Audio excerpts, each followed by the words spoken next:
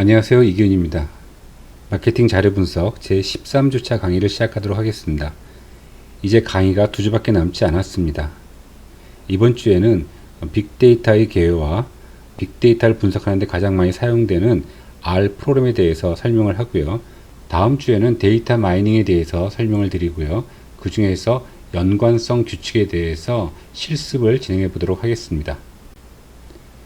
여러분들은 빅데이터에 대해서 많은 이야기를 들으셨을 겁니다. 빅데이터는 3V의 특징이 있다고 이야기를 하는데, 용량이 커서 볼륨, 그리고 속도가 빨라서 벨로시티, 그리고 다양해서 버라이어티, 그리고 최근에 들어서는 가치와 진실성 등을 더해서 OV라고 표현하기도 합니다. 빅데이터의 특징은 지금까지 데이터들은 보통 숫자로 되어 있었는데, 여기에 문자 데이터도 우리가 분석을 하고요. 영상 데이터 등과 같이 비정형화된 데이터도 우리가 분석을 하고 있습니다. 이렇게 빅데이터가 각광을 받는 이유는 빅데이터를 만들어내는 곳이 굉장히 많아졌기 때문입니다. 여러분들이 사용하는 SNS, CCTV, 관측소, 유튜브 이런 것들이 다 굉장히 많은 양의 빅데이터를 만들어내고 있습니다. 요즘 많은 곳에서 빅데이터 하는데 왜 빅데이터가 중요할까요? 그리고 또 여러분들이 4차 산업혁명 시대라는 얘기를 정말 많이 들었을 겁니다. 자, 산업혁명과 빅데이터가 무슨 관계가 있을까요? 자, 산업혁명은 언제 일어나냐면요. 에너지가 바뀔 때 일어납니다. 나무 에너지에서 석탄 에너지로 바뀔 때 1차 산업혁명이 일어났고요. 석탄 에너지에서 석유 에너지로 바뀔 때 2차 산업혁명이 일어났습니다. 그리고 3차 산업혁명은 이러한 에너지가 아닌 새로운 에너지, 데이터 에너지가 등장하면서 3차 산업혁명이 일어났다고 이야기를 하고 있습니다. 그래서 어떤 학자들은 지금이 4차 산업혁명 시대가 아니라 3차 산업혁명 시대의 연장이다 이렇게 이야기를 하기도 합니다. 자, 어쨌든 이러한 혁명이 일어난다는 것은 새로운 에너지가 나타난다는 것이고, 현재 데이터가 새로운 에너지가 되고 있습니다. 에너지가 우리 생활을 풍족하게 하듯이 데이터가 우리의 생활을 풍족하게 해줄 것입니다. 기업에서는 기업 경쟁력을 강화시킬 수 있고요. 생산성을 향상시킬 수 있고 비즈니스를 혁신할 수 있습니다.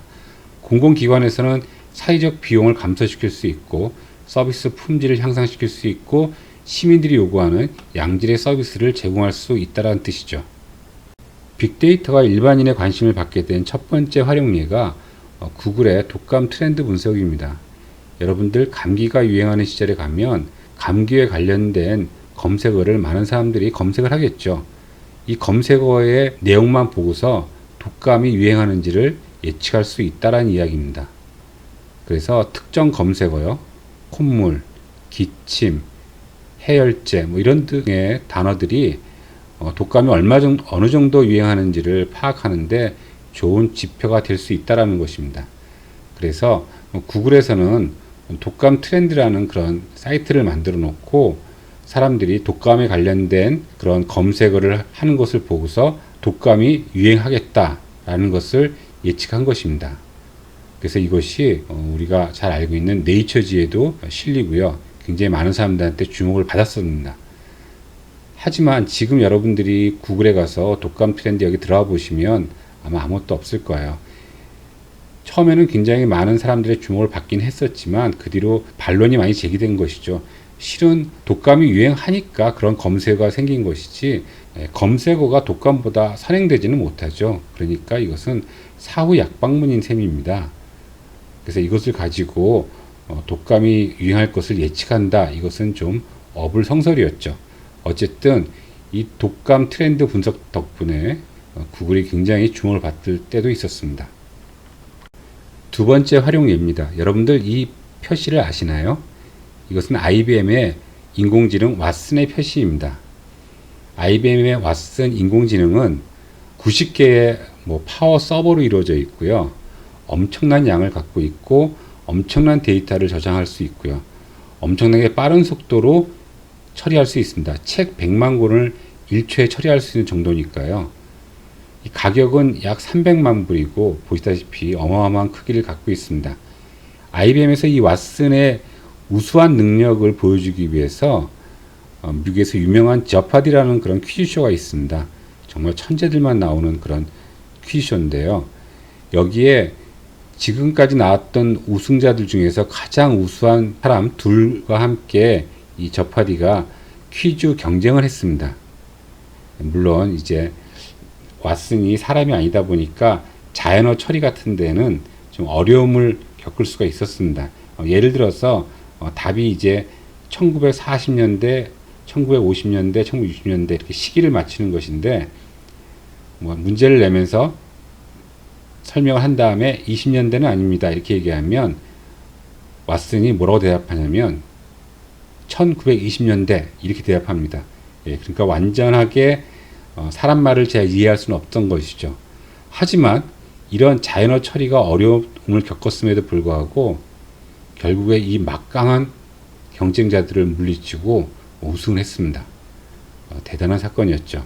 이렇게 왓슨은 오락을 위해서 개발된 것은 아니고요. 지금 현재 우리나라의 인천의 가천대학교에 길병원이 있는데 암 진단 프로그램이 있습니다. 이것이 왓슨 포 지노믹스라는 프로그램인데요. 부산대학 병원에도 도입됐고 대구 카톨릭대학 병원, 건양대, 조선대, 전남대 병원 등 굉장히 많은 병원들이 암 진단을 위해서 이 왓슨 프로그램을 도입을 했고요. 그 외에도 많은 기업에서 이 왓슨 프로그램을 이용해서 경영에 활용하고 있습니다.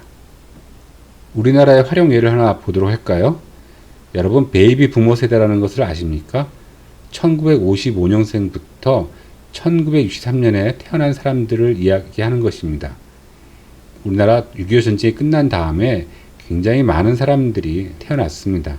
그런데 보시면 이분들이 지금 현재 65세죠. 우리 대학교도 지금 55년생 교수님들이 올해부터 정년퇴직을 하십니다.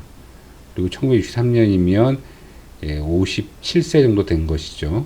이 베이비붐 세대가 전체 인구의 15%를 차지하는데 이들이 이제 계속 은퇴를 하고 있습니다.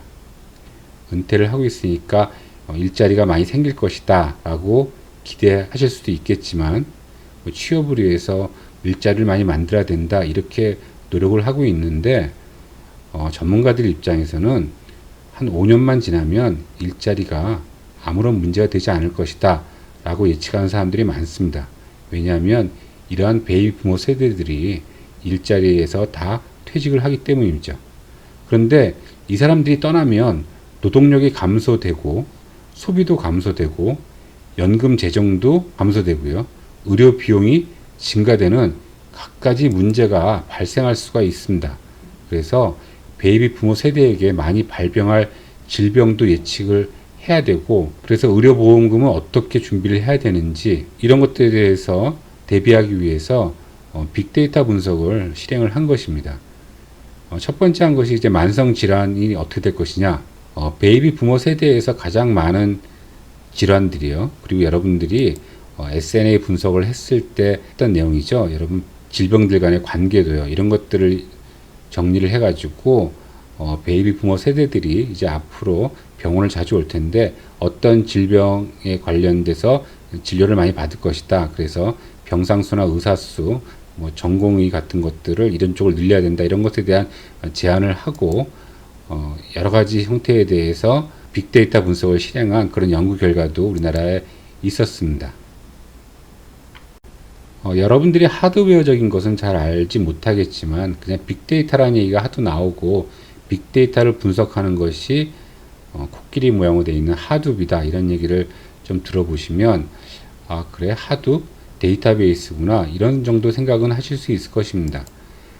이 하둡이라는 것은 야후에서 개발한 그런 데이터베이스 시스템인데요. 실제로는 구글에서 운영하던 데이터베이스 시스템을 공개한 다음에 이것을 야후에서 받아서 발전시켜서 하둡이라는 그런 빅데이터 처리 시스템을 만든 것입니다. 이 하드웨어 구조는 하드웨어적으로 볼 때는 마스터 노드가 있고 데이터 노드가 있어서 우리가 데이터를 보관할 때 이름만 보관하는 것과 그 내용을 보관하는 것을 나눠서 우리가 분리해서 보관을 하고 그리고 그것을 처리할 때 맵 리듀스라는 방법을 이용해서 처리한다는 것입니다. 이것은 아까도 말씀드렸지만 구글에서 데이터를 처리하는 방식과 동일한 형태입니다. 예, 다시 활용으로 돌아왔어요. 빅데이터를 분석하게 되면 너무나 방대한 자료니까 대부분 그 결과를 이렇게 그림으로 표시하는 경우가 많습니다. 페이스북에서 사람들이 어떻게 서로 교류하는지를 보여주는 것인데 너무 또 이렇게 데이터가 많으면 큰 의미가 없어 보이기도 하죠. 그래서 제가 재밌는 결과를 갖고 있는 것을 한번 보도록 하겠습니다. 여러분들 미국에는 굉장히 많은 호텔이 있고 성수기와 비성수기 때 굉장히 가격 차이가 많이 납니다. 여기 보시면 덴버에 있는 어떤 호텔인데요. 그 호텔의 가격이 $80에서부터 $150까지 좀 다양합니다. 예, 쌀 때는 저렴할 때는 초록색이고 굉장히 고가일 때는 붉은색으로 표시되어 있습니다. 자, 2012년과 13년에 1월, 2월, 3월별로 월별로 보고 월화수목 금토일로 봤을 때 여러분 녹색으로 되어 있는 것이 호텔비가 싼 경우고요. 그러니까 손님이 좀 없다라는 뜻이겠죠. 그리고 붉은색으로 되어 있는 경우가 호텔이 굉장히 분주하다는 의미입니다. 보시면 11월, 12월 달에는 좀 호텔이 많이 한가하고요. 그리고 1월, 2월, 그리고 6, 7, 8월에 굉장히 많이 호텔이 분주하다는 걸 알 수 있습니다. 이 덴버는 미국의 정 가운데에 있다고 보시면 됩니다. 서부도 아니고 동부도 아니고 가운데이기 때문에 서부에 있는 사람들과 동부에 있는 사람들이 만나려면 덴버에서 만나는 경우가 많고, 이 덴버는 그래서 비즈니스 도시입니다. 비즈니스 도시는 언제 가장 혼잡할까요? 당연히 주중이겠죠. 그래서 보시면 일요일 밤서부터요, 일월 화 수 목까지는 호텔비가 비싼 반면에 금요일과 토요일에는 거의 비어 있기 때문에 싼 가격에 쓸 수 있습니다. 그래서 이렇게 그림으로 표시하니까 우리가 언제 이 호텔을 이용하면 저렴한 가격에 이용할 수 있는지, 그리고 이 호텔이 언제 가장 혼잡한지를 한눈에 볼 수가 있죠. 빅데이터를 분석해서 사람들이 이해할 수 있게 이렇게 그림으로 표시하는 것이 굉장히 중요합니다. 자, 우리도 이런 그림을 마음대로 그릴 수 있다면 참 좋겠죠. 예, 그래서 빅데이터 활용을 위해서 어떻게 분석할 것이냐 하는 문제에 대해서 우리가 관심을 갖습니다. 빅데이터 활용을 위한 분석 기법에는 통계학과 전산학이 들어간다고 보시면 됩니다.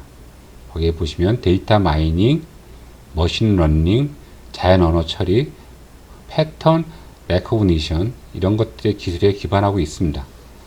또 최근 비정형 데이터의 증가로 인해서 자연 언어를 처리하는 텍스트 마이닝, 그리고 사람들이 좋아하는지 싫어하는지 어떤 의견을 갖고 있는지를 또 알아낼 수 있는 오피니언 마이닝, 그리고 행위자 간의 연결 구조 분석에 기반한, 우리가 했었죠, 소셜 네트워크 분석, 그리고 유사한 특징을 가진 집단을 묶어주는 군집 분석 등을 하고 있습니다.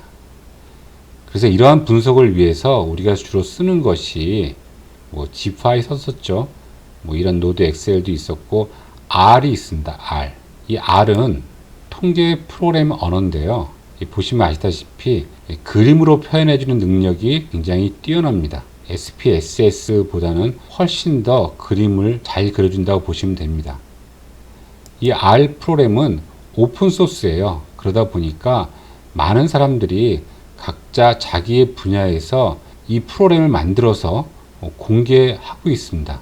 그래서 내가 어떤 새로운 방법, 그것을 한번 직접 적용하고 싶으면 그때는 R에 들어가서 그 프로그램을 찾으시면 정말 놀랍게도 누군가는 그것을 프로그램화 해놨습니다. 그래서 여러분들은 그걸 다운받으셔서 그냥 돌리시기만 하면 돼요. 세상에 정말 부지런하고 똑똑한 사람들이 굉장히 많다는 것을 알 수 있을 겁니다. 그래서 우리도 이제 R을 실습해 보려고 합니다. 자, R에 대해서 다시 한번 설명드리면, R은 프로그램 언어입니다. 보통 줄여서 R이라고 쓰는데 통계 계산과 그래픽을 위한 프로그래밍 언어입니다. 뉴질랜드의 오클랜드 대학의 로버트 젠틀맨과 로스 이아카에 의해서 개발이 됐는데요. 패키지 개발이 용이해서 통계 소프트웨어 개발에 많이 쓰고 있습니다. 버전이 3.5 이렇게 쓰여 있는데 지금은 4.0이 넘게 나오고 있습니다.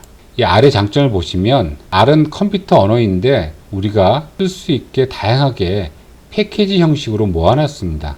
그래서 굉장히 많은 데이터 분석을 R로 수행할 수가 있습니다. 통계뿐만 아니라 기계학습, 금융, 바이오, 또 그래픽스 이런 데 다양한 통계 패키지를 갖고 있어서 이 모든 것들을 무료로 사용할 수가 있습니다. 그리고 이것에 관련된 매뉴얼, 참고서, 서적 이런 것들이 아주 많아서요. 쉽게 배울 수가 있습니다. 쉽게 배울 수 있다는 말은 사람에 따라 조금씩 다르겠지만요. 그래서 다른 통계 패키지를 누르고 가장 많이 사용되는 자료 분석 툴입니다. 그런데 한 가지 아쉬운 점은 요즘 파이썬이 치고 올라와서 R을 꺾었네요. 파이썬을 많이 사람들이 쓰고 있는데 어쨌든 패키지 면에서는 파이썬이 아직은 R을 따라가지 못합니다.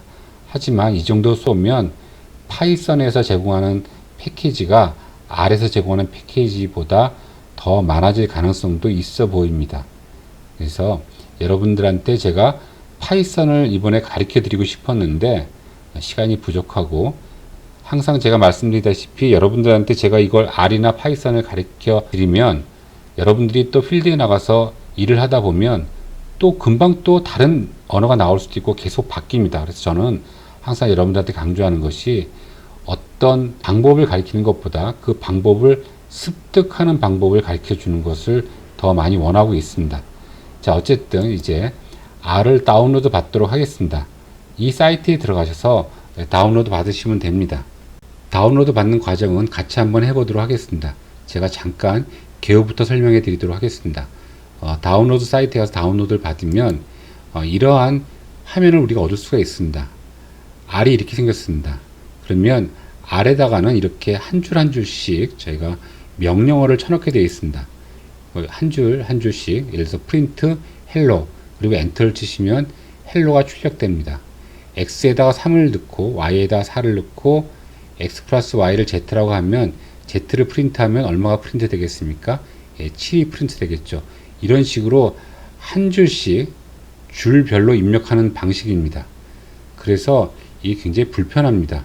이것을 편리하게 해주는 RStudio라는 것이 있어서 RStudio를 같이 다운로드를 받으셔야 됩니다. R을 다운받고 그 다음에 RStudio도 다운받습니다. 이것은 R의 작업을 쉽게 할 수 있도록 실행창, 변수창, 데이터 미리 보기 등 창을 나눠서 제공을 하고 있습니다. 자, RStudio는 이러한 형태로 되어 있습니다.